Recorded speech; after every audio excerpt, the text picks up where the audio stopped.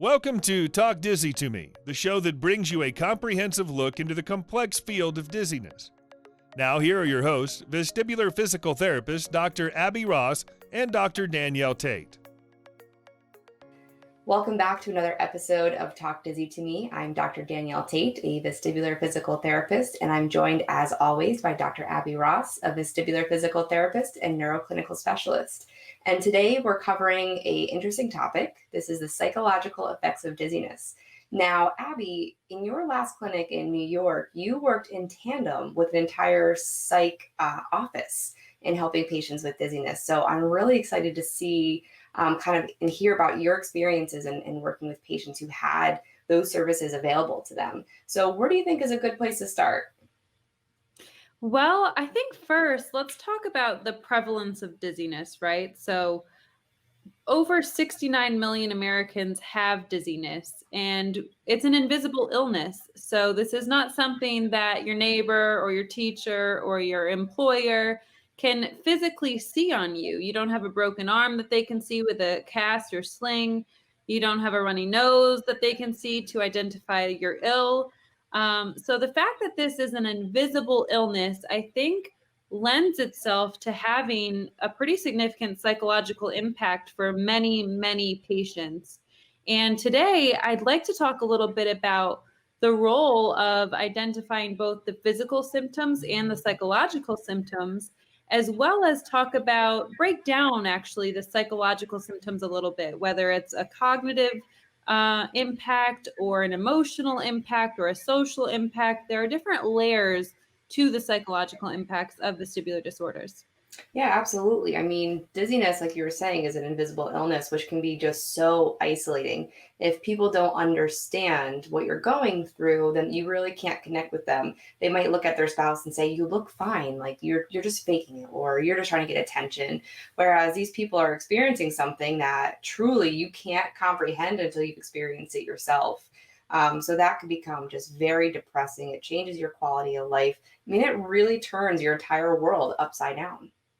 It does. And I think this is why we see such a strong connection between vestibular patients on the social media platforms like Facebook groups and even on Instagram. People really relate to each other because they finally find someone else who understands what they're feeling. They understand that sleeping is an issue, or going to work is an issue, or fulfilling household duties is an issue. So I guess that's a little bit of a silver lining in the whole vestibular world, is that when you find other people like you, man, we've seen so many relationships develop, friendships develop over the course of connecting through vestibular networks. Yeah, absolutely. Even there was a patient-centered conference that was held out at the University of Minnesota about 2 years ago. And it was really cool to kind of sit and listen to some of the speakers connect with loved ones and family members. And those loved ones and family members actually had a moment where they could stand up and kind of talk about their experience of living with a loved one that was suffering from vestibular dysfunction. And time again, you heard, "I had no idea what she was going through until I started hearing from all of you today. And I had no idea that it was going to be that difficult to do this, that, or the other thing until, I got to read resources on Vita's website." Right. So it was really interesting that, it's something that people were willing to learn about, but it's very hard to convey that message to loved ones. Right, right. And, just to show you kind of the relationship between psychological symptoms or aspects and vestibular symptoms or dysfunction or disorders. There was a study, I can't remember what year it was published, but it basically was showing the association between vestibular-based vertigo and psychiatric comorbidities like depression or generalized anxiety disorder or panic disorder. And in every cognitive or psychiatric comorbidity listed, if vestibular dysfunction was added, it increased the odds to develop that psychiatric comorbidity, sometimes up to 8 times. So the study found really anywhere between 3 times and 8 times, depending on what specific psychiatric comorbidity was listed. But I mean, that just shows you right there. when you have a vestibular disorder versus non-vestibular disorder, the likelihood that you will develop or enhance a psychiatric comorbidity is, you know, definitely strong there. Yeah, I mean, absolutely. I mean, just think about how your life is going to change if all of a sudden you can't go out to drink with friends, right? You can't go out to dinner because maybe the restaurant's too busy or too noisy. Not only are you more symptomatic, you're not leaving your home, but now you're not getting your social aspect of connecting with people. So it makes, complete sense. And it makes sense to us because we get to talk to these patients all day, every day. And, one thing that really brings them some comfort is hearing from a therapist who understands what they're going through.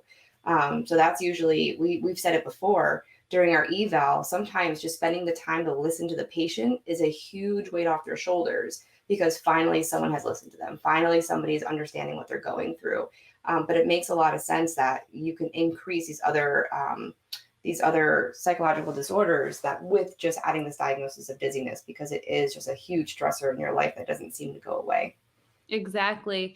And the other thing I want to note here before we get into the specific impacts is that we always tell our patients and clients that dizziness and anxiety or some sort of stress response really go hand in hand.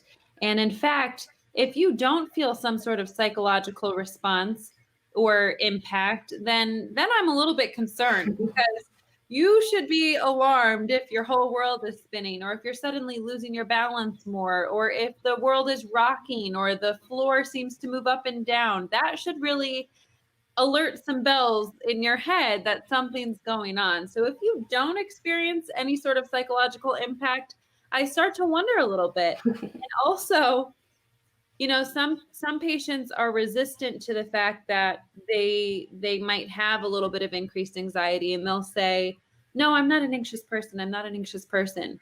But really, in some cases, you might not feel the anxiety as you typically would think of it, but it can manifest in other ways, such as increased dizziness. Yeah, You can absolutely. increase your dizziness by feeling anxious, even though you don't feel anxious. Yeah, I mean, absolutely. You might not think of anxious being a panic attack mode, where there are some patients that feel that way. I actually was working with a woman today, not my patient. I just had to see her because of scheduling, and she refused to lie flat because 12 years ago, she had vertigo once during a yoga class. And guess what? She hasn't lied flat since. She Oh, has a hospital bed at home. She props her head up, refuses to lie flat. Like, that's how intense some of that anxiety is. But she thinks she's no, I'm good. I'm not worried about it because I just never do it. right. So it's just, it doesn't have to manifest as a panic attack, as that stereotypical I can't breathe, I'm short of breath. It could be I feel dizzy, I feel tired, I feel brain fog. That kind of comes on and manifests in a different way that might not be as clear. Yeah, and that's a great segue into some of these psychological impacts broken down a little bit more. Let's start with physical issues.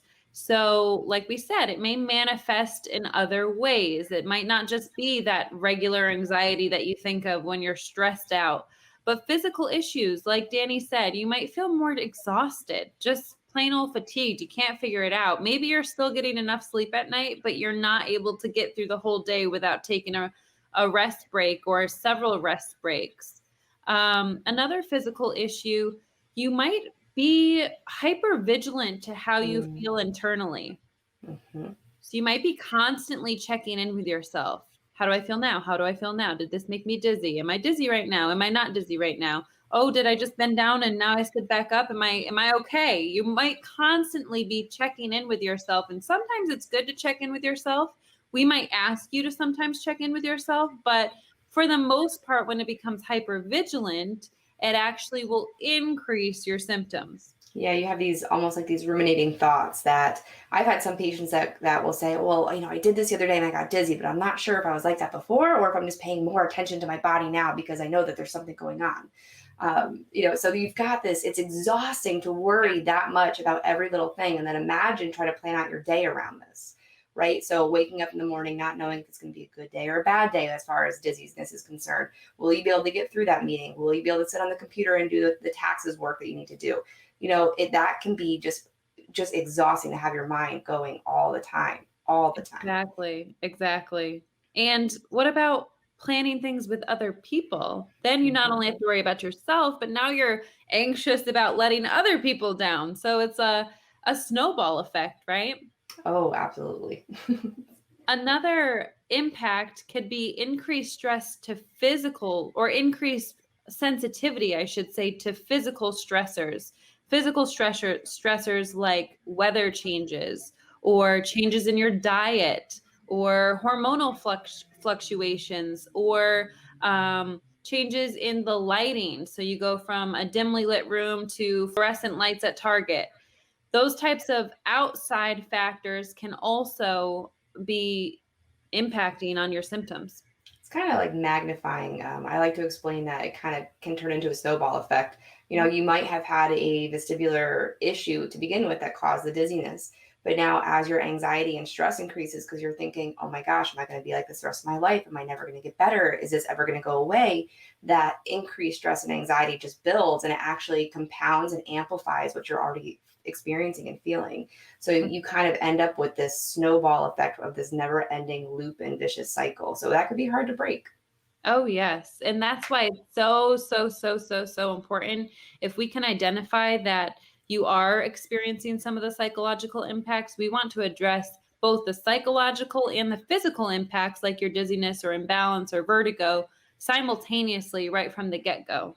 Yeah, and keep in mind that when we keep saying psychological impacts, we are not suggesting that this is all in your head or some psychological disorder. You know, this is just actual physical things that your body goes through because of this extra stress that the vestibular system dysfunction is adding to that. So it's not that this is all in your head. You are having physical changes to your body and a reaction to that stress and having these emotional, cognitive, and physical issues because of it. So it's not all in your head. This is your body actually reacting. Nope. And these reactions, I mean, they're normal. You should feel this if your world is out of control, right? Yeah. Think fight or flight all the time. I mean, you don't Yep. want that system just going and jacked up all the time. We have to learn how to down regulate and get it to cool out a little bit. Yes. So let's move on to some cognitive impacts. One would be just like you can get physically fatigued, you can have mental fatigue. You might not be able to last all 8 hours of your workday thinking and problem solving or sitting in class for 3 hours at a time in college or whatever it may be. Another cognitive issue is memory. You might feel like you're a little forgetful. You might need to write some things down in order to remember them. Or you might have issues with multitasking, handling multiple things at one time, or paying attention even. Your mind might go elsewhere. And then also, sometimes sequencing can be problematic, or the order of things.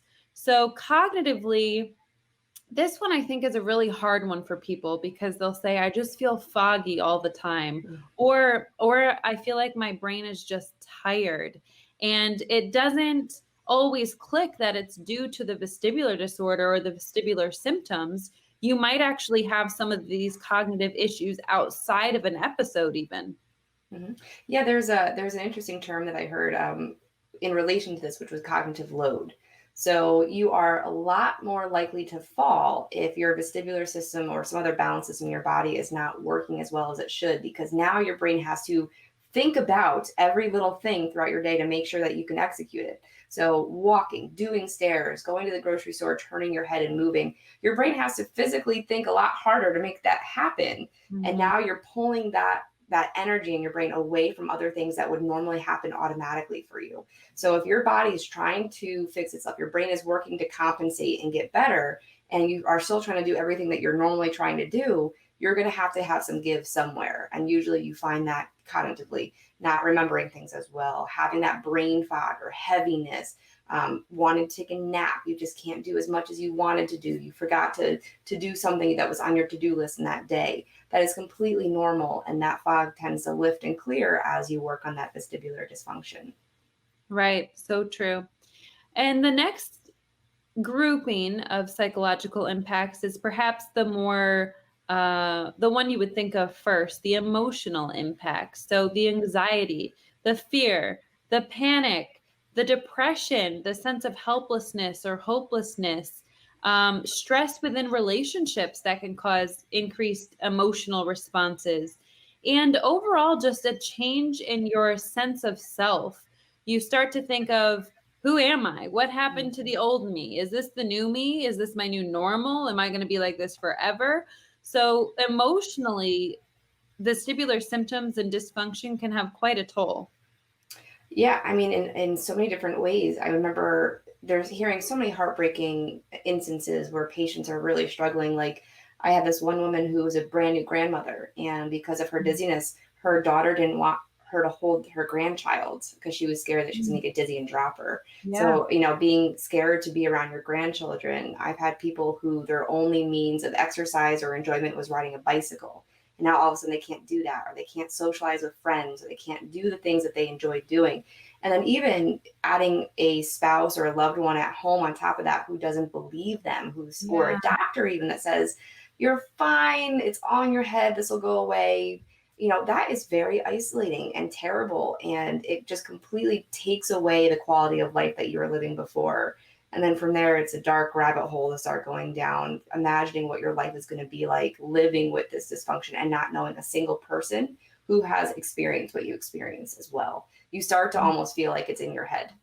Right, which is the last part you said always intrigues me, right? Because over 69 million Americans, and I would venture to guess that 69 million is actually a low ball number because a lot of people are undiagnosed and have these issues. But with that many people with vestibular dysfunction, it's amazing to me sometimes how people haven't heard of another person that has this issue, but it's also not something that people talk a lot about because it's so misunderstood, I think.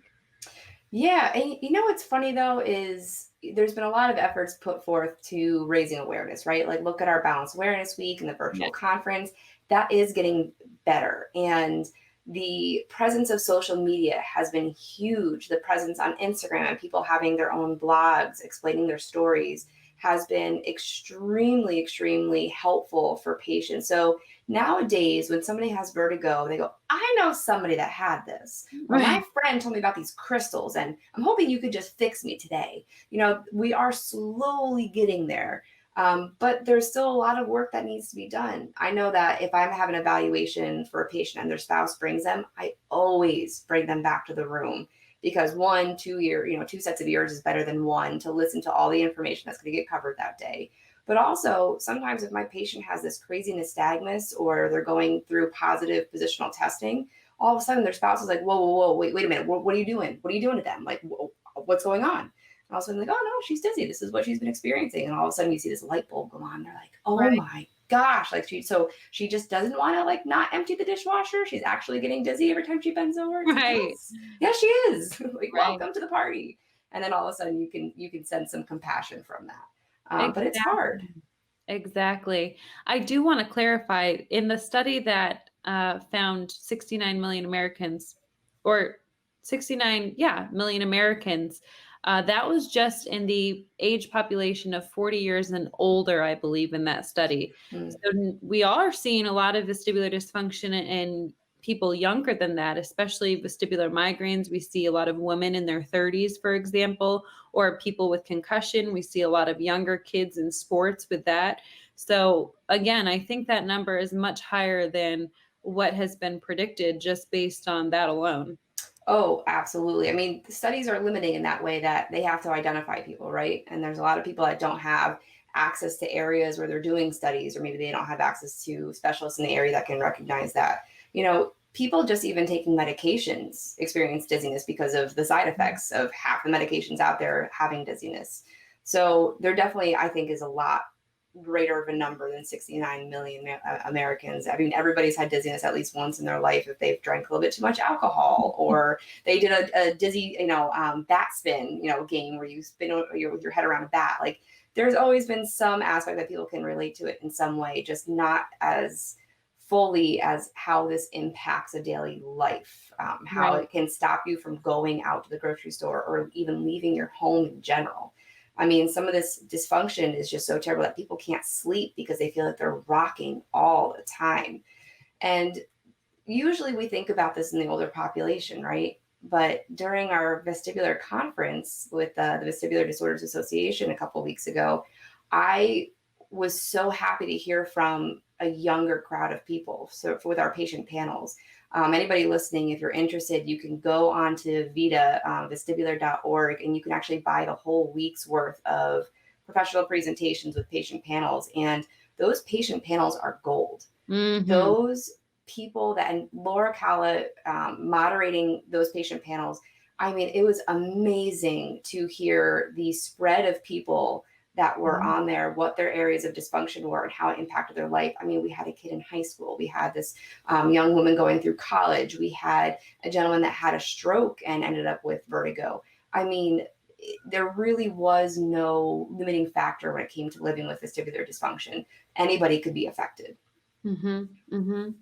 And you made a point earlier that reminded me of some social impacts. So the isolation factor. Maybe you're not going out anymore because you're worried about increasing your symptoms or triggering your symptoms, or maybe you're canceling plans with your friend. You wanted to go out to dinner with a group of girls, but the restaurant is too busy. The lights of the restaurant bother you. The commute to going out to dinner bothers you, whatever it may be. Or maybe you made plans and that day you woke up and just weren't feeling that well, so you canceled. All of a sudden, that isolation factor can creep in.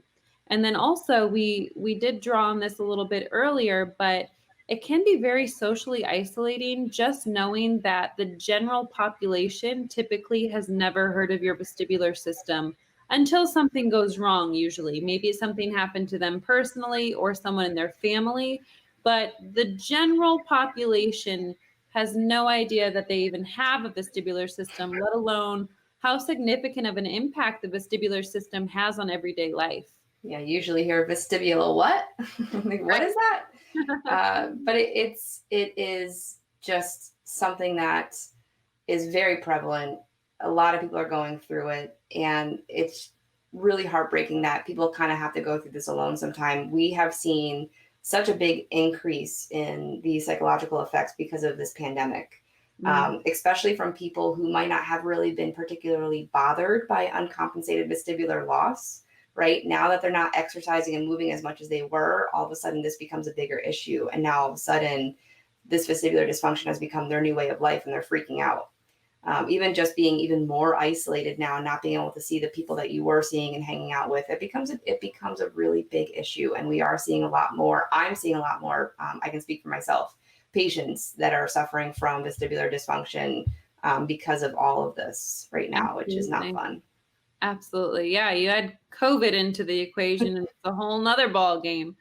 But when we think about these different realms of psychological impacts, physical, cognitive, emotional, social, and we blend them all together, now we have a pretty significant change in function. So we've touched on a few of these changes in function as we've talked through it today, but you're avoiding activities. You might not be able to fulfill job duties or accomplish tasks that you need to complete as a mom or as a homemaker. Your independence all of a sudden flies out the window. You might need to rely on others to get to the grocery store, do your grocery shopping, or help you commute to your vestibular rehab appointment, or unload the dishwasher. Even though that used to be your thing, now all of a sudden you're asking someone else to do it. Well, imagine being a caregiver for a spouse too. I mean, imagine if you're the only person taking care of a husband or a wife, and now you have this issue and you can't fulfill those duties. Like it can be really rough. I mean, we're talking loss of income, loss of jobs. I mean, look at Alicia Wolf with the Dizzy Cook. She lost her job over this, and she had to kind of build her empire from scratch on how to give support to other people because she found a lot of people were going through the same thing that she was going through. It's not fun. Right. Yeah, no, it's not fun. And then another sort of overall change in your function is, well, okay, well, let's say you can still do everything that you used to be able to do. You might take twice as long to do it because you're implementing rest breaks every 5 minutes or whatever it may be. But the same task that took you 20 minutes before might now take you an extended amount of time or even spread out over the course of some days to complete the task. Yeah, it's it is something that really needs to be taken into consideration if you are a loved one caring for somebody with vestibular dysfunction, or if you're somebody with vestibular dysfunction. A key point to take away from this is don't be so hard on yourself. A lot Hmm. of people say, I wish I was back to, where I was before. When am I going to get back to that point? I want to get there now, now, now. And this stuff takes time. And in order for you to get through this and heal in your journey back to balance, you need to be patient, which is very hard to do, but also accepting of the fact that you might have a new normal. Uh, Right. that this might not be something that completely goes away and back to normal again, quote unquote. You might need to find your new normal, the new thing that you can be okay with living with, and finding the best quality of life out of that new level of function. So accepting, to a point, you want to continue to push and try to compensate and get better, but you have to also accept the fact that you might not be that person you were before this vestibular dysfunction came on. And finding a new way to fit that into your life can sometimes be very helpful in Mhm. reducing the stress and anxiety in your life and helping you be happy again. Right. So when we think about all these different impacts, well, now where do we go from here? How do we help as clinicians, but also if you're a patient that's listening, how do you help yourself? So I think the first major thing is that you identify the presence of a psychological impact. Surely something that we listed today rings true to your life, whether you've changed plans or you're not doing as well with your work duties, or you're feeling some brain fog, or you're feeling overall more down and depressed. Surely one of those things might relate to you. So, really, first identify that this is an issue. And remember, like we spoke a little bit about before, sometimes the psychological impact might not manifest as the heart palpitating or the breathing increasing. It might be issues with digestion, or you might have more headaches, or maybe you're feeling a lot of tension in your shoulders and neck, or having muscle aches and pains elsewhere, or you're not sleeping as well, or just increased tension in general. Again, these might not be things that you always identify with a psychological impact, but these are things that can present to clue you in, oh, maybe something else is going on here. Maybe else is at play. Yeah, I mean, absolutely. One of the first steps that I take with my patients personally, when somebody has a lot of increased stress and anxiety about a situation, is discussing relaxation techniques or anything that you can do right then and there as far as getting things to kind of calm down a little bit. So this could be just as simple as going over a breathing exercise and practicing diaphragmatic breathing, 4, 5, 6 count breathing. I like to use guided meditation apps that are free, easy to use. Just anything that might work for your patient to help them kind of take their mind away from what's going on and calm down that anxiety reaction they've been having to all of their symptoms to begin with. Yeah, I think that's all really great. And by the way, even if you're listening to this and you don't have vestibular symptoms, some of these breathing exercises and guided meditations are great just for life in general. Yeah, I mean, I've been using them since I've started kind of working them into my practice with patients. I get to do them with my patients during the day when I'm teaching them how to go through the exercises. And then I actually found ways to apply it to my life that has greatly helped in different situations with all the stress of not having not enough hours in the day. Yeah, exactly. We know all too well about not enough hours in the day. As it's 7:30 right now PM and we're recording. Um, so what else can we do to help with the psychological impact? Well, one, as a clinician, you really want to normalize this. Dizziness is dangerous, and we'd be worried if you weren't experiencing some form of a stress response, right? So this is normal that you feel this way. It's okay. And then two, you might be a great resource for the patient, but you also want to provide them with other reputable resources. And I think vestibular.org is the main hub to start. We also have vestibular.today page and also Balancing Act Rehab, which both of those pages also have great resources and links to other great resources to help you out. And then also, this one can be a little bit tricky, but Without becoming too hypervigilant, sometimes tracking your symptoms can be helpful because you can be more prepared when it comes to knowing and recognizing what triggers you. So if you're tracking your symptoms and you realize every time you go into Target, you are provoked, maybe it's the fluorescent lights or maybe it's the busy environment, but you can start to pinpoint what things do you need to take a step back from and then rework into your life under the direction of perhaps a physical therapist, a vestibular physical therapist, or what things do you need to perform a little bit differently so that you're not triggering your symptoms. Maybe it's if you have vestibular migraines and the light from the computer bothers you, but you work from home now and you need to work from your computer. Maybe it's a matter of changing the lighting on your screen or using blue light lenses to help decrease the impact of that, or taking a break every 20 minutes, looking 20 feet away for 20 seconds. Yeah, I mean, and as it's a great point with the symptom tracker. Vita does have a symptom tracker, I believe, for their dizziness, which could be a great resource so that you can figure out what would be good things to track and not tracking every little detail of what's going on when you're symptomatic. So check out that symptom tracker at vestibular.org, and you can print it out. It's easy to fill out. It makes a couple of recommendations on what to look at and what to follow that could be relevant to helping with your diagnosis. Exactly. So all in all, I think the takeaways today are that dizziness and psychological impacts, anxiety, some sort of stress response go hand in hand. Two, they both need to be addressed. And as a clinician, you want to have a little bit of that psych in your back pocket. No, you're not a psychotherapist, but you can certainly recommend different apps to use, or you can certainly teach them about breathing strategies, and you can certainly educate them to help calm their nerves.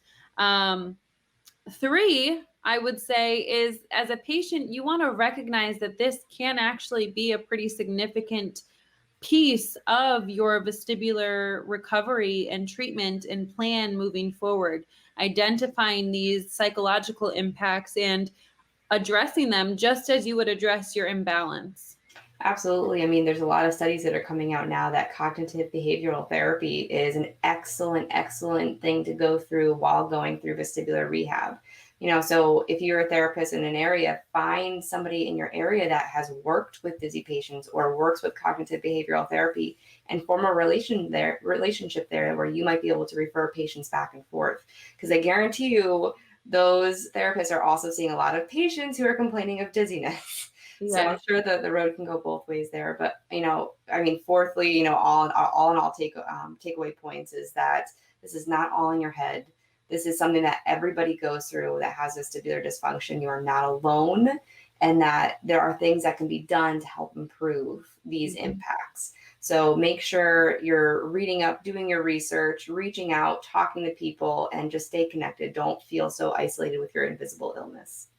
Yeah, and feel free to reach out to us too on Instagram, Balancing Act Rehab, and vestibular.today. You can find us on Facebook as well. You can email us, whatever. You just reach out, let us know you're there. If you want to just vent, feel free. We don't mind. We actually really enjoy hearing from you all. So we're definitely here. And along those same lines, there are support groups all over the world for vestibular dysfunction, whether they're virtual now or I don't know since COVID, but some groups actually do meet in person. They're local support groups. So definitely check those out. I believe vestibular.org also has a resource related to support groups. Absolutely. Well, thank you again for joining us for another episode of Talk Dizzy to Me, and we hope to talk to you guys soon. Good night, everyone. If you're interested in finding us on social media or the web, you can visit www.vestibular.today for more resources, including testing, treatment, and educational videos, blogs, continuing education classes, and resources including clinic equipment recommendations, suggested tests, and BPPV treatment charts. Search Vestibular Today and Balancing Act Rehab on all social media platforms, including Facebook, Instagram, Twitter, and YouTube. Also, be sure to check out Balancing Act Rehab at www.balancingactrehab.com, especially if you think you would benefit from vestibular therapy. We are your girls. The information on this podcast is not intended to replace the care provided by your qualified health professional or to be a substitute for professional medical advice, diagnosis, or treatment. Always seek the advice of your physician or other qualified health provider with any questions you may have regarding a medical condition.